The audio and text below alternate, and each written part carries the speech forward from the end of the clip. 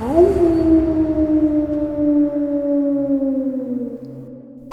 the ranching heartland of America, a plot of land known as Skinwalker Ranch has been dubbed the strangest place on earth. The ranch is a large 480-acre property located in northeast Utah, Uintah County, not far from the small town of Roosevelt. This property borders the Ute Indian Reservation, whose people are said to not enter this area as they believe the territory is a hotspot for skinwalker activity. The Ute people take this very seriously, believing the skinwalkers to be powerful spirits who inhabit the land due to a curse placed upon them and the land generations ago by the Navajo tribe. The Ute and Navajo tribes have a deep and complex past together, featuring a lot of conflict and territorial disputes. While there may not be a singular, definitive event that can be pointed to in which the belief of a curse originated, the most popular belief is that it arose due to these conflicts. For instance, in the 19th century, the Navajo people had claimed the basin and the area in which the ranch would later be built. The Navajo people thought of this land as a paradise as it provided crystal clear water and prime hunting spots. But this wouldn't last though, and the land was coveted by others. The Ute tribe came in force and attacked, took Navajo prisoners and sold them to the Spanish while staking their own claim on the area. People believe that this was the reason the Navajos were said to have retaliated with the curse in the form of a spirit that could shapeshift into anything it wanted. Thus, the Skinwalker was born. However, others have debated that the goal of this legend or curse might have been to dissuade European settlers from the land. In the folklore, the Skinwalkers themselves are dark creatures birthed from black magic, and this is a magic that they wield. As the name might suggest, they are said to have the ability to shapeshift into whatever they desire, perhaps deciding to appear as an animal, or in some cases resemble a person. In their natural state, it's said that their eyes glow red, which makes them stand out in the darkness. Their physical prowess is said to be far greater than our own, being faster and stronger. They are also said to be capable of affecting people mentally, driving them mad or making them act in ways that they wouldn't normally. One way or another, the folklore paints them as a creature that is best avoided at all cost. Whether or not the curse is real, imagined, exaggerated, or was intended to keep people away, at the centre of this whole story is the ranch. The Ute people say that this ranch is the path of the Skinwalker, and tribe members, as said, do not venture too close, believing it to be dangerous. The earliest mention of unusual things happening in this region that I could find came from the late 1700s. Spanish explorers searching for the Spanish Trail passed through the Uintah Basin, the future site of the ranch. At nights, while sitting together in their camp next to their warm fires, they would describe seeing unusual things and lights moving in the sky above. Unfortunately, detailed and verifiable records from the 1700s in this area are scarce, but there are accounts by explorers and missionaries of observing things that they did not understand. Mostly, while these groups traversed what is now New Mexico, Utah, Colorado, and Arizona, they documented their journey and encounters with the Native Americans.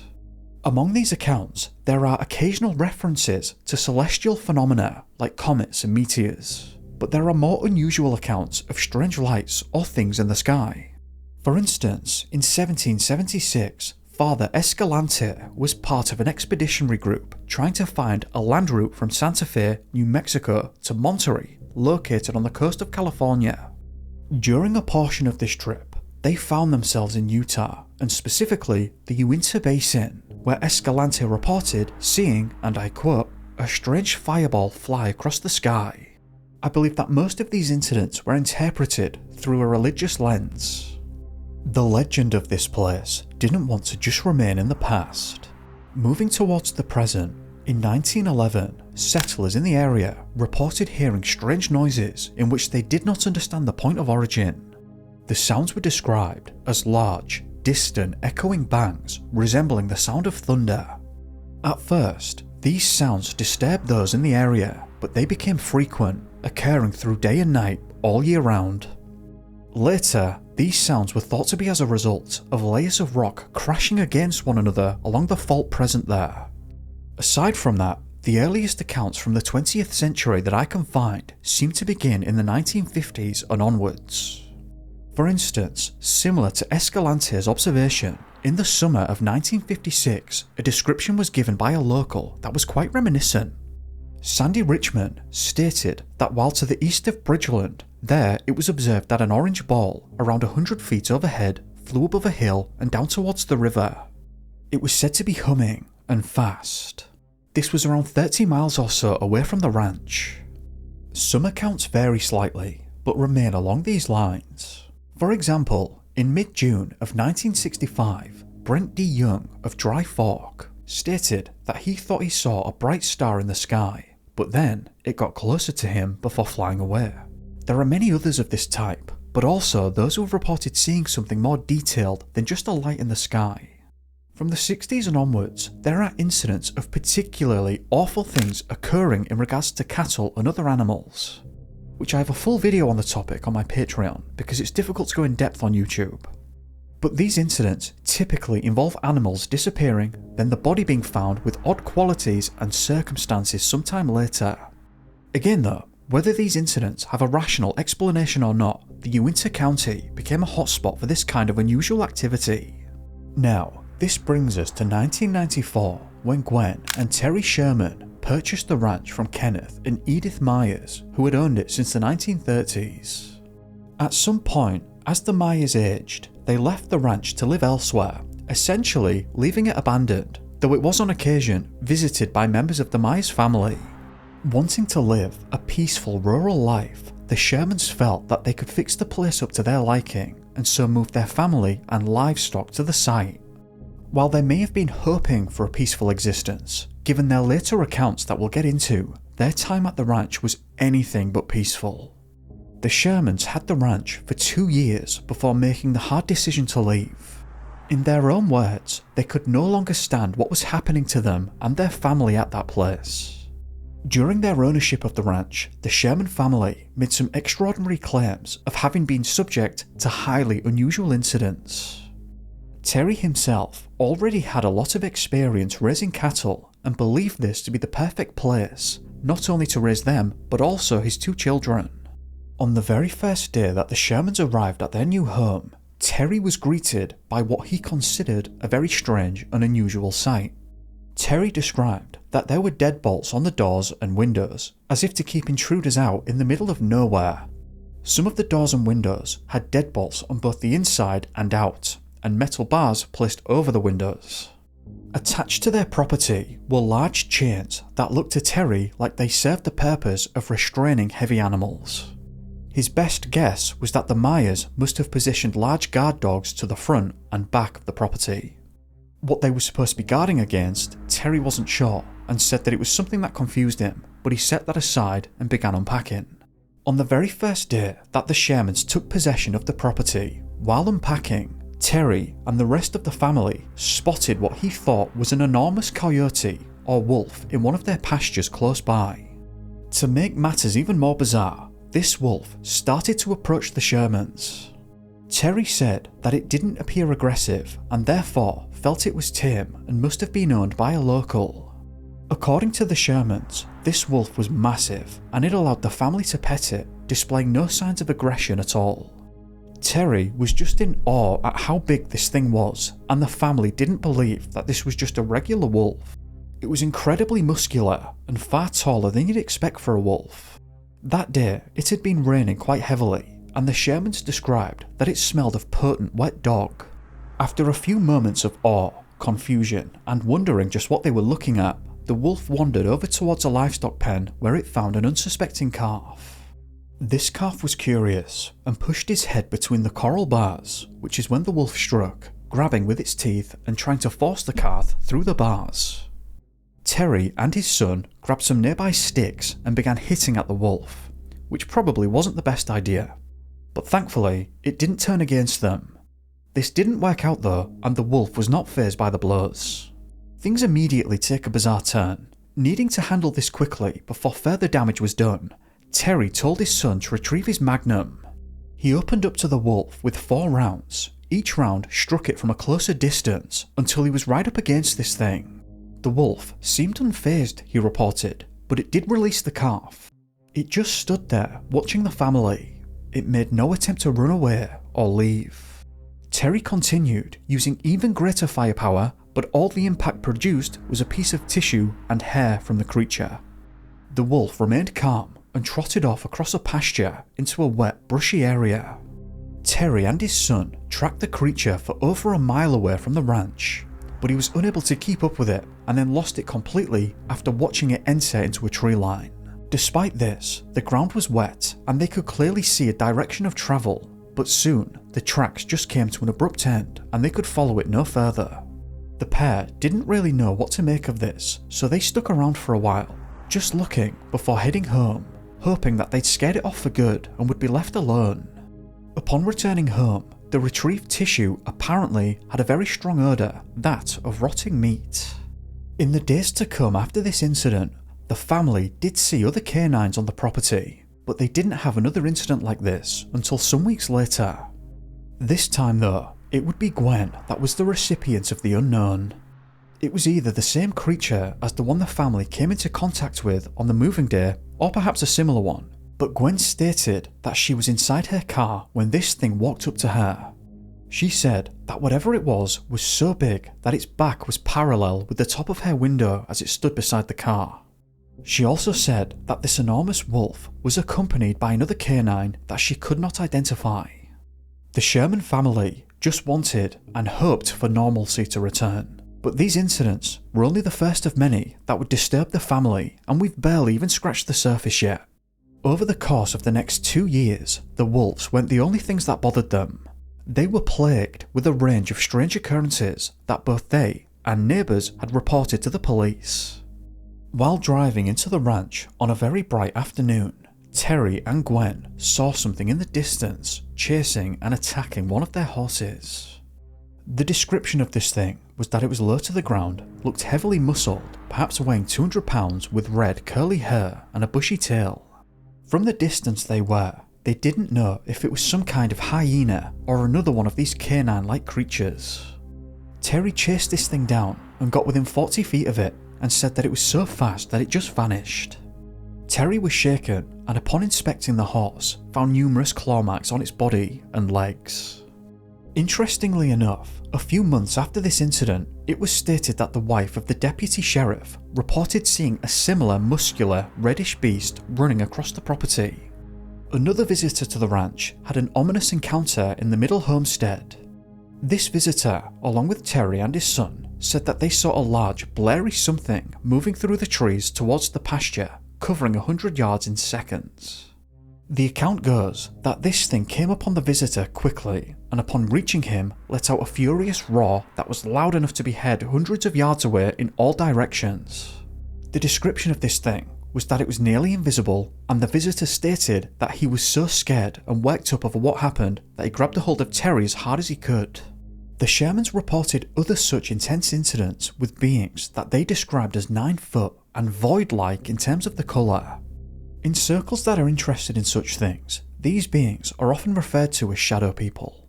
These incidents would often follow up with overwhelmingly strong odours within and outside the home.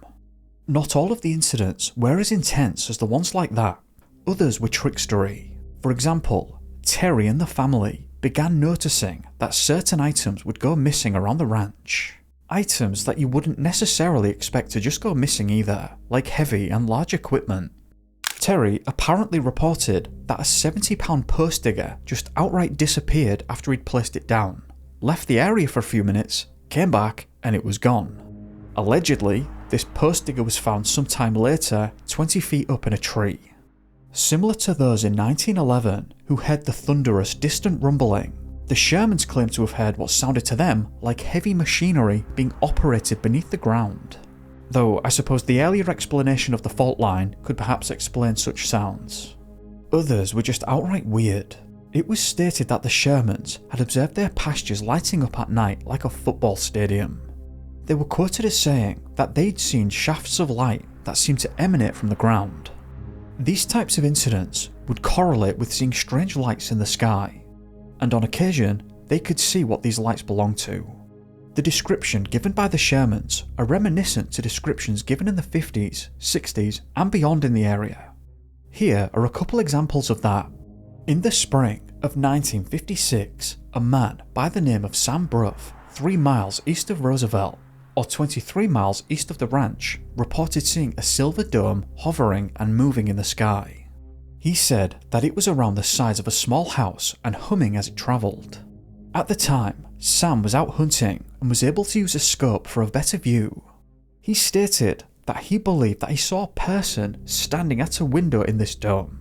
In addition to this, he said that he felt a pressure bearing down on him that he believed emanated from this thing. Months later, on the 20th of July 1956, Bill Locke, who was 72 miles west of Roosevelt, saw another silver dome travelling at great speed. He said that it had a dark band around the middle, whistling and screeching as it flew. The Shermans, one evening, reported seeing something like this, though not dome-shaped, but rather, they said, shaped like a refrigerator. During this incident, Terry, his son, and his nephew all witnessed lights on his land quite some distance away from the home itself. Headlights and taillights, they thought. They believed that someone was trespassing and using an RV on their property. Terry wanted to confront the trespassers and have them leave, but as the three began closing in on the lights, they were left stunned. Terry recalled that as they got closer and closer, the lights, in total silence, lifted and began moving away from them. Terry, the nephew and son, slowed down but continued in the direction of the lights, and they watched as they rose 50 feet into the air. I'd imagine and hope that it was this exact moment that Terry realised it wasn't an RV. He got a good look at this thing that was flying silently above him and described it as a refrigerator shape. The whole series of weirdness at the ranch was deeply confusing, disturbing, but also interesting to Terry, who wanted to know more about what was happening. So, during the nights, sometimes he would go out patrolling his land, looking to see if anything was happening. Terry would reportedly see lights moving around in the darkness, as well as the objects earlier mentioned. He would report seeing silent objects, sometimes big, sometimes small, that hovered over the ground. These things, he said, would flash an array of colours all over the place. Terry seemed to think that they might be looking for something, though he didn't know what. Apparently, he believed that during these events, once they had noticed his presence, they would leave. Gwen also saw something like this from her car as she returned home. Again, like Terry, she believed that they had an RV trespassing on their land, but that was quickly dispelled when she saw the thing open. She said that some sort of doorway opened and she could see a very tall figure in the entrance, perhaps 7 foot or larger, wearing a black uniform, staring right at her. In another instance, Terry's nephew, and I believe Terry himself was present, but the nephew stated that he'd heard a disembodied conversation in a language he didn't understand. These voices, he said, spoke as if to be mocking in some manner, and sounded like they were emanating 20 feet or so above them. Their dogs also reacted to these voices with barks and growls, and clearly not wanting to be in the area anymore. Incidents like this would also be accompanied by sightings of what the Shermans described as glowing orbs, usually of an orange colour. All members of the family saw them, and I believe that the orbs were the most common experience on the ranch. Terry said that he would just sit and watch them float and zip around for hours, using his scope for a better view. Usually, they would appear over a group of trees around a mile or so away. Terry also believed that this area was the home to a portal of some description. Reportedly, Terry had seen a large orange section of the sky, and in the centre was a blue hole. He believed the blue hole was the sky peering through the middle of this mass, whatever it was. He said that while watching this thing, he would see objects coming out of it at great speeds. There were other physical manifestations too. One morning, Terry had gone to check on the herd in the third homestead, only to be greeted by a large hole in the ground. It had appeared that someone had somehow scooped out hundreds of pounds of soil from the ground. The edges were said to be perfect, and the hole itself resembled something like concentric circles. Speaking of circles, the Shermans also found something similar to crop circles on their land. One formation that was found in their pasture consisted of 3 circles of flattened grass, each circle approximately 8 feet in diameter, and they were arranged in a triangular-like pattern. Each triangle was said to be around 30 feet away from the others. Bear in mind, there is only one road in and out of this property. So, if someone was just messing with the Shermans, you think that they would have seen them coming or going. It's also important to highlight that the longer the Shermans stayed at the ranch, the incidents also escalated in their nature. The family were often left confused or spooked by these events, but they were never actually harmed by them. Whether talking about the orbs, the wolves, the hovering objects, or beings that they'd seen, they were never threatened directly by anything. It's not even clear if there was a singular phenomena responsible for all of the events, or if each category of incident was unrelated to one another. But whatever the case may be, whatever was happening on the ranch took a turn. The following was documented in quite some detail by Rents.com. First, let's talk about the animals. Terry wasn't the average farmer. He had college degrees and advanced training in animal husbandry. He was considered an expert when it came to artificial insemination and had plans for raising high-end hybrid stock at the ranch. It's important to note that the Shermans kept a very close watch on their stock. With all the strangeness surrounding the ranch, they were observant and diligent. Despite their increased efforts to watch and guard over their stock, some sort of malevolent presence began to exact a terrible toll. Cows would disappear and later be found in the fields, still and motionless. Eyes would be missing, or crescent-like shapes carved out. Terry would find no tracks leading to the point of discovery, making it completely unclear as to how the cows even got to their final place of rest. There would be nothing on the ground to indicate an attack, no fluids on the ground, and Terry had no idea what could cause such a thing. He noticed that the carcass would typically emit a strong musky odour, a smell he would come to know far too well. As said, Terry was an experienced rancher, but this is also true for hunting. He was highly familiar with the capabilities of predators, but he did not believe that this was being done by anything he was familiar with. Whatever was doing the hunting of the cows was doing it with surgical-like precision. As said, no fluids in the animals were left, nor would the fluids be found on the ground. Their dogs started to develop anxieties or perhaps even paranoia. They preferred to remain in their doghouses for days at a time and displaying fearful behaviours. 6 of the family cats vanished in a single night, and speaking of which, cows also started disappearing altogether. There were many that he simply just never recovered and never found them anywhere around the ranch. For months this went on, and during the time that these events were occurring, Terry noticed that yellow lights would appear over the ranch. These yellow orbs, or lights, or whatever they were, would be accompanied by bad weather conditions, either during or after their visit. Terry came to associate incidents with the cows with these yellow lights, so once he saw one, he knew what to expect shortly thereafter. There were incidents in which Terry would spot random hoof prints that led into the field, but the tracks would simply stop, as if the animal had vanished right there and then at the end of the tracks. In the end, 14 of their prized animals vanished, or whose carcass was found under bizarre circumstances. In one instance, Terry's son had checked on one of the cows, which just 5 minutes after being checked on, was found in a similar manner to that we've discussed. Something had cut a hole 6 inches wide and 18 inches deep in its rear. There was nothing on the snow-covered ground to indicate that anything had just happened.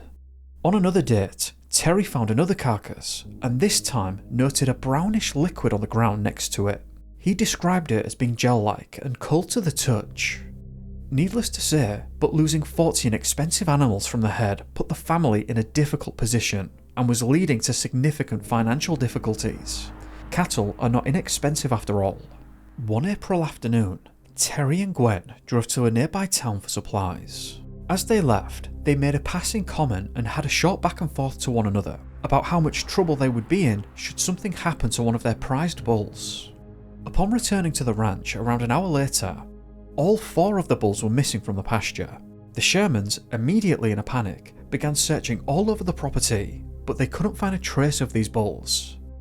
Inside the corral is a metal trailer, and Terry hadn't checked it because the bulls had no way of getting in there as there was a thick metal wire securing it.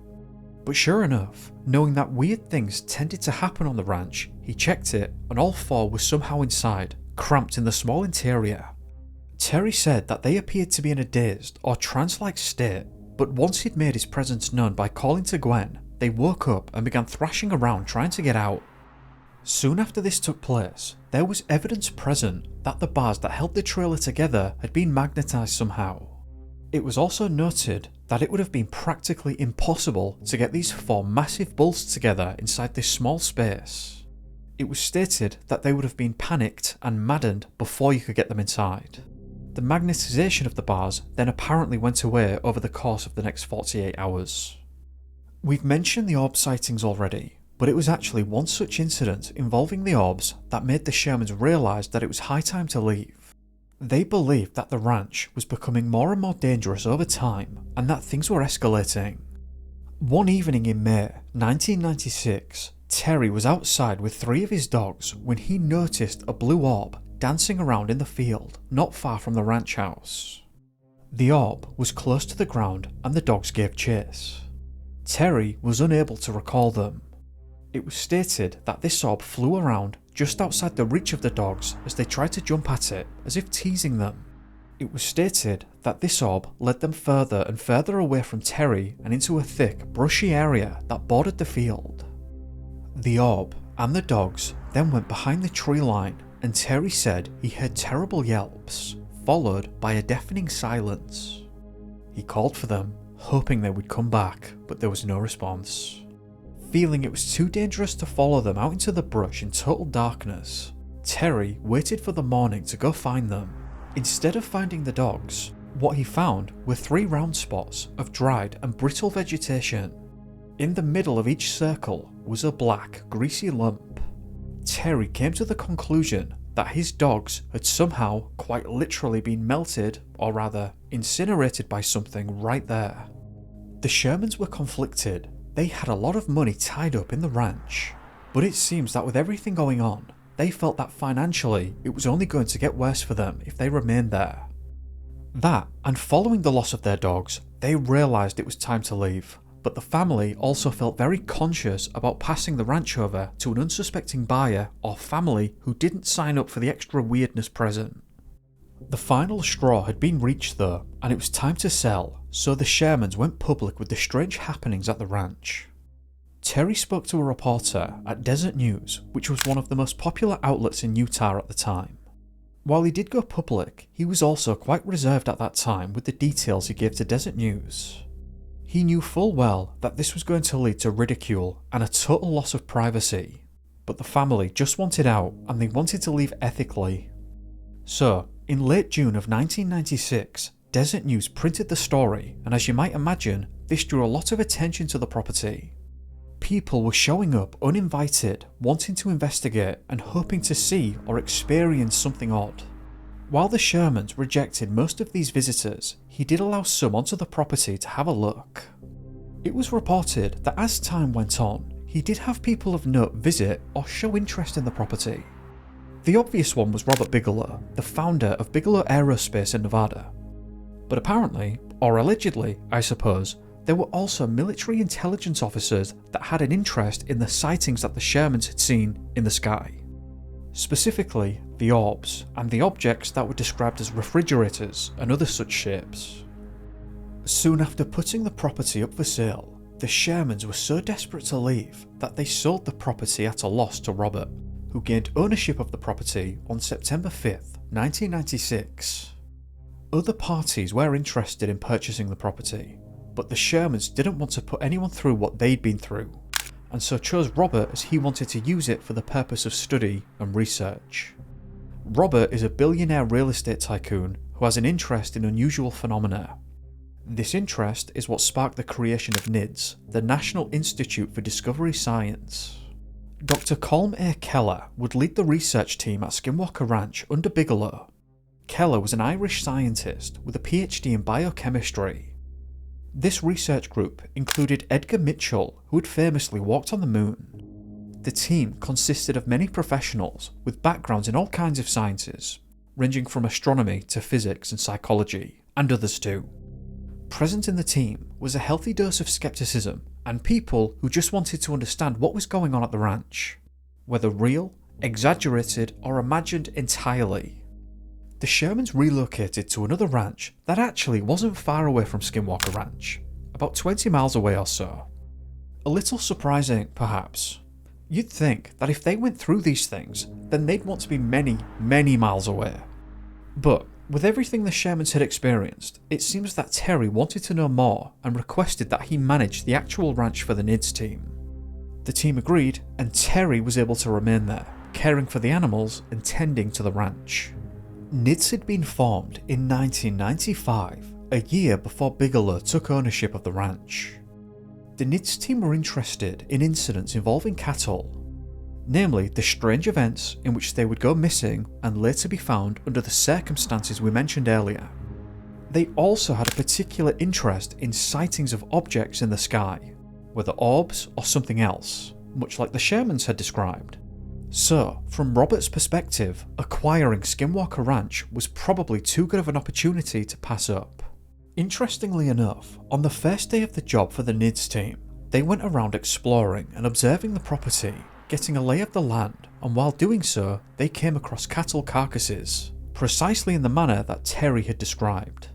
They also found other sites of note, such as the location where Terry felt his dogs had been incinerated. They saw the blackened ground, 3 circles surrounded by healthy grass. They found the random holes that Terry had earlier said that the orbs, or lights, had removed earth from. Not long after being stationed at the ranch, the NIDS team described seeing moving lights in the distance. There was a bright light in the sky, hovering above the same trees that Terry had earlier told them about. The team said that it appeared out of nowhere above the trees, hovered for around 10 minutes or so before disappearing into the tree line. They also said that images had been taken, but the light, while present, seemed dimmer on the pictures for some reason. It does appear that after the NIDS team had observed this, among other incidents, they believed that something out of the ordinary was happening at the ranch. For instance, they had another incident with cattle after 6 months of being present at the ranch. It was the 10th of March when a new calf had been tagged. The calf was then left with the others, but approximately 45 minutes later, reportedly, the very same calf was found in a manner that is difficult to describe here on YouTube. But to try, its innards had been removed, and there were no fluids on the ground, and the injuries suggested that this wasn't animal predation and seemed to be a professional job. The team expressed their sheer incredulity as to how this could have happened in the space of just 45 minutes. And of course, it was discovered 45 minutes after the tagging, meaning that whatever had happened was likely to have happened much sooner than the 45 minutes that had passed. The researchers were also said to have come upon a large creature that the Shermans earlier reported, only this one was witnessed higher up in a tree.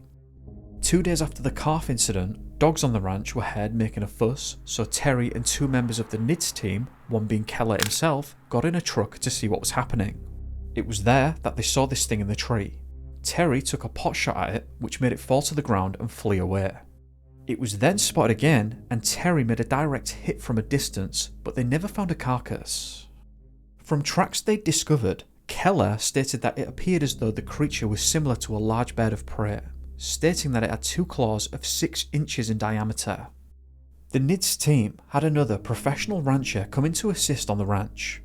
Here's an incident as depicted by the rancher and documented on skinwalkerranch.org. I quote, "I know it's going to sound hard to believe, but whatever is behind this stuff does not want to leave evidence behind.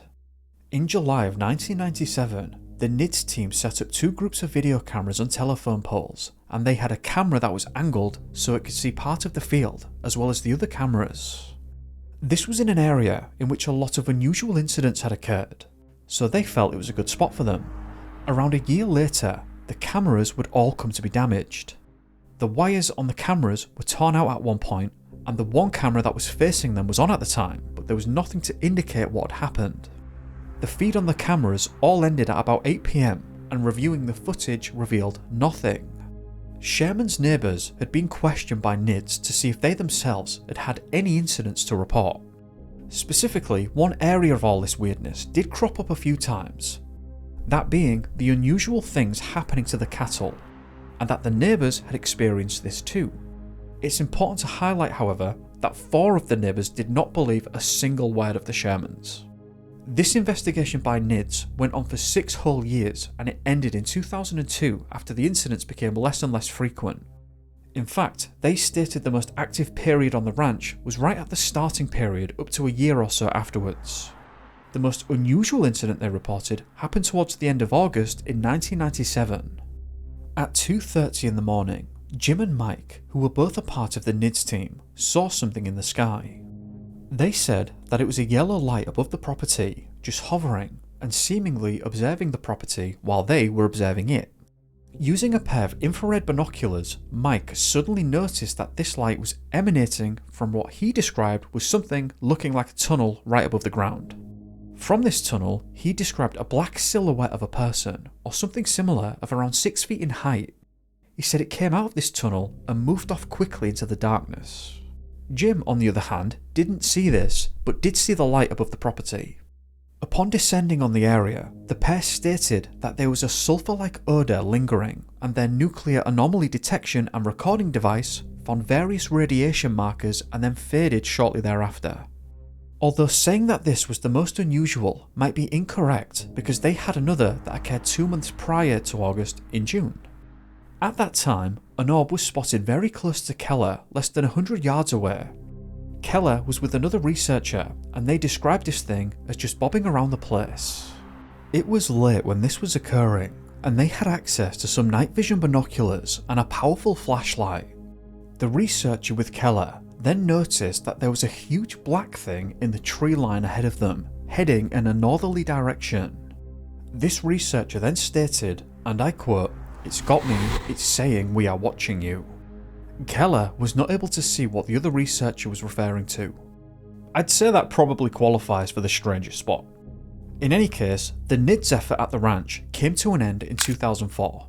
Bigelow said that after 1999, the incidents had reduced significantly and that after 2002, there was really no reason for them to be there. However, the ranch would be brought back to the spotlight in 2005. The history of the ranch, and all the media that was created surrounding it, and everything that had been reported there by the Shermans and NIDS caught the attention of the DIA, the Defense Intelligence Agency. From that department, Dr. James Lakatsky travelled to the ranch with Bigelow, where James believed he had seen some kind of yellowish object in the sky. No one else present had seen it outside of James, but this convinced James that there was more to be discovered. Through Bigelow, Senator Harry Reid heard about the ranch, and Lakatsky's interest then became his own. In 2017, the New York Times reported that $22 million had been spent on an advanced aerospace threat identification program in 2007. This money came at the request of Harry Reid, and apparently, based on the article, the funds were sent to an aerospace research company run by Bigelow. Bigelow had recently formed the Bigelow Aerospace Advanced Space Studies, or BASS for short, which was something of a continuation in some sense for NIDS. So it appears as though this more secretive defence agency, the DIA, contracted work out to Bigelow's group, and back they went to the ranch. This time though, there was personnel present from the government agency as well as BASS researchers. There isn't a lot known about the outcome of this investigation, but there are reports indicating that the teams did in fact observe more unusual phenomena at the site. For instance, this paper was published to Edge Science in June of 2022 by no other than Colm A. Keller. In this paper, Keller confirmed that the DIA were involved and that they were running the now famous ORSAP program. He stated that one area of the investigation by ORSAP was in fact interested in and conducted on Skinwalker Ranch. Keller spoke about how in 2009, another ominous phenomenon was discovered at the ranch. That being, the idea that these experiences can follow you away from the ranch itself. I quote, "All 5 DIA personnel deployed to the ranch experienced profound anomalies while on the property. And more importantly, all 5 brought something home with them. The leader of these 5 military personnel was a naval intelligence officer whom we gave the pseudonym Jonathan Axelrod. Axelrod was an accomplished engineer who would eventually be promoted to the rank of 2-star admiral within naval intelligence and who possessed top secret and sensitive compartmented information clearances. at the time of his ranch visit in 2009. Axelrod, accompanied by Jim Costigan and David Wilson, encountered an anomaly on the ranch that caused a lot of fear in all three men. But little did he know that this incident was only the beginning of his troubles. Within a month of arriving back home in Virginia, a plethora of paranormal phenomena suddenly erupted in Axelrod's home. For several years, following his July 2009 and subsequent trips to the ranch, Axelrod's wife and teenage children were subjected to nightmarish dogmen appearing in their backyard, to blue, red, yellow and white orbs routinely floating around the home and in the yard, to jet black shadow people standing over their beds when they awoke, and to a relentless barrage of loud, unexplained footsteps walking up and down the stairs of their house. The Axelrod teenagers endured some very scary episodes in their bedroom. Paul, the younger teenager, claims to have been attacked by blue and red orbs in his bedroom on the night of February 7, 2011. But they kept quiet about their strange experiences. So, imagine Paul's shock when he was approached by one of his high school friends in 2011, who told him that on the previous night he had looked out of his bedroom window and witnessed a large wolf-like creature standing outside his bedroom window looking in at him. A few weeks later, another friend told Paul of seeing strange blue lights flying around his backyard. These accounts go on, and this phenomenon was dubbed the hitchhiker effect, which pretty much just means that there is a feeling of bringing something home that should not be there.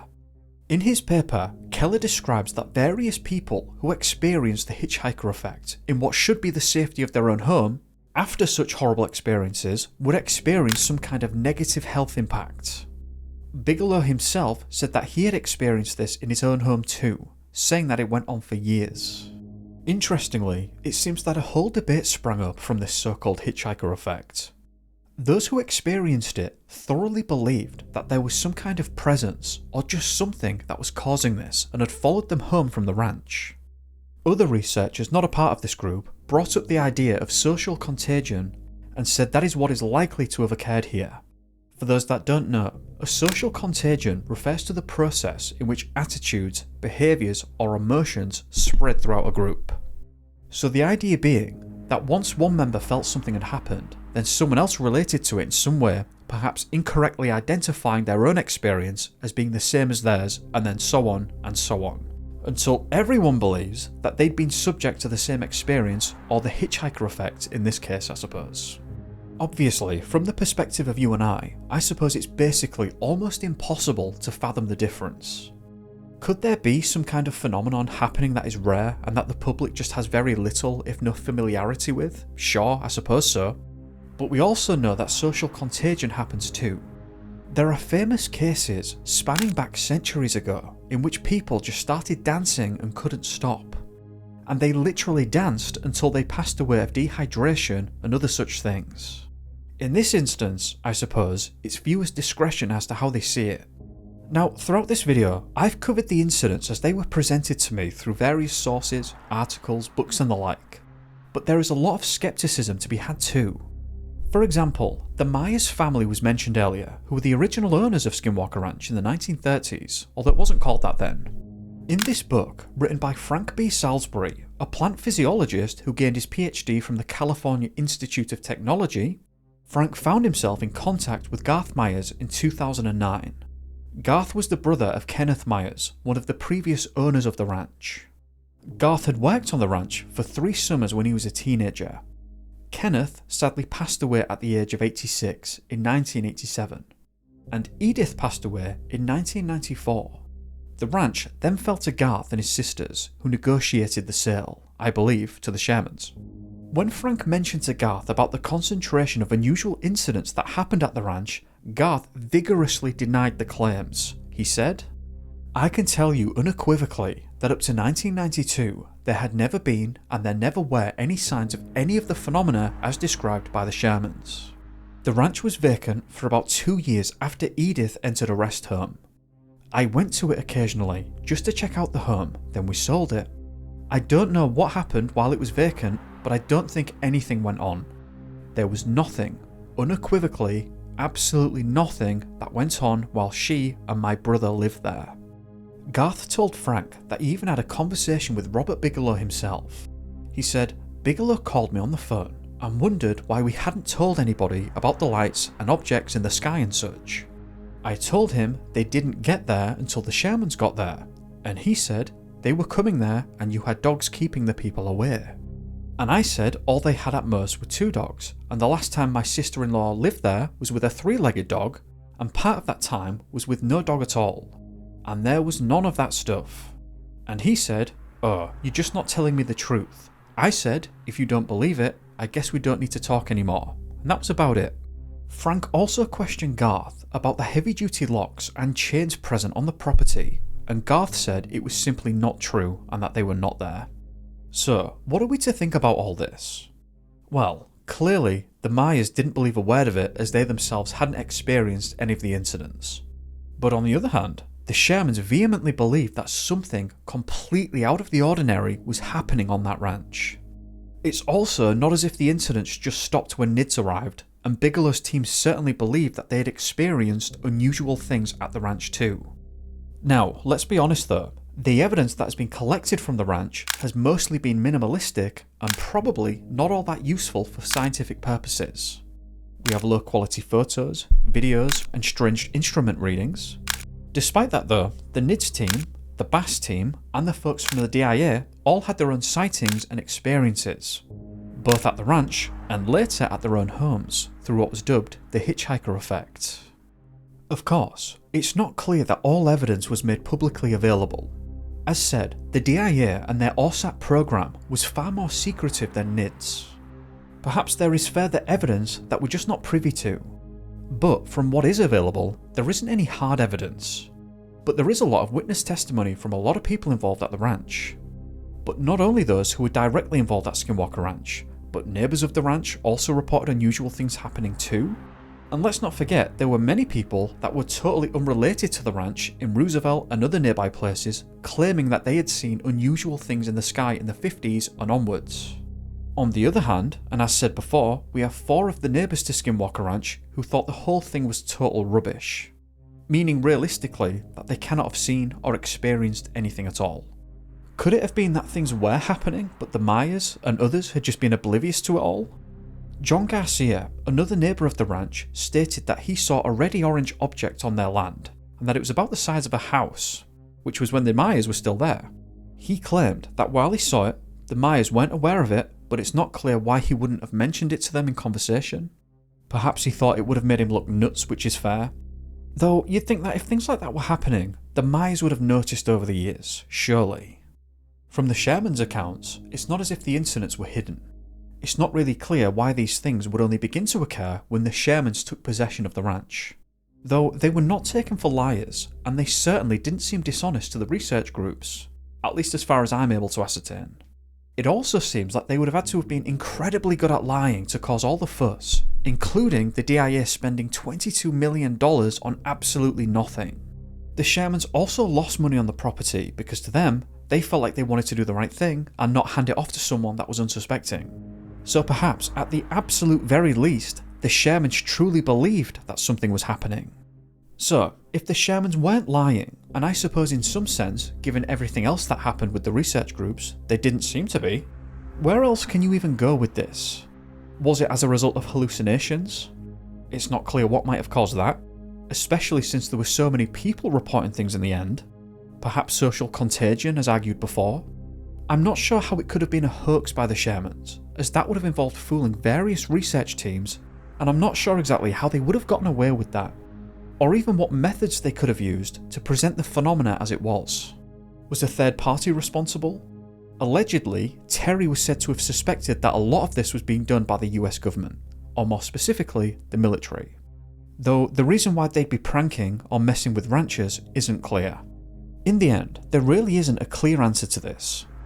I did put out this poll on the channel just to see how you guys felt about it, so thank you very much to those of you who voted. The results are pretty much just split down the middle. The people who believe the phenomena is real or pure fiction is basically neck and neck, while everyone else is skeptical but open-minded, so we're basically right down the middle there in the end. After listening to all of this, I'd be interested in knowing if you think it's real or not. Anyway, I'll leave it there. I'd just like to take the time to thank you for watching, and a big thank you to the patrons who've been running around on the screen. Please do remember to like and subscribe if you haven't already, and do drop me a comment as I read pretty much all of them. I hope that you've had a great day, or evening, depending on where you are, and I'll see you in the next one. Be safe guys, peace.